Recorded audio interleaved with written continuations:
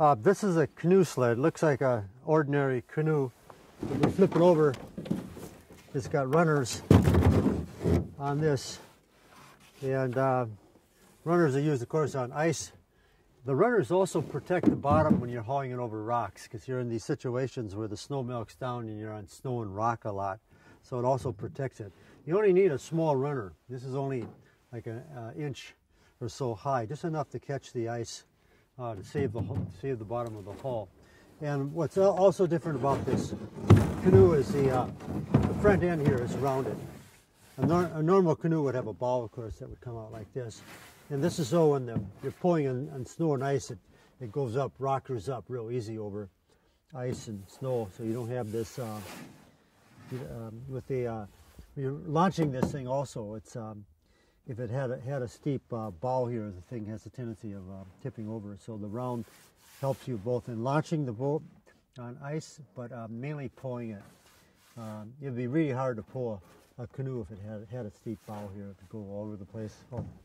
And it's Kevlar. It's made by Northwestern. Ted Bell, who's the designer there and owner, I've worked with him for over 20 years here on canoe sleds. So we work together on this, and Ted's work is some of the best canoes I think around. And it's out of Kevlar. It weighs in about 35 pounds. You know, it's not too heavy. It's reinforced, as you can see inside, a little bit more. A standard canoe would, if this was a paddling canoe, it'd be much lighter than this, but I reinforced it.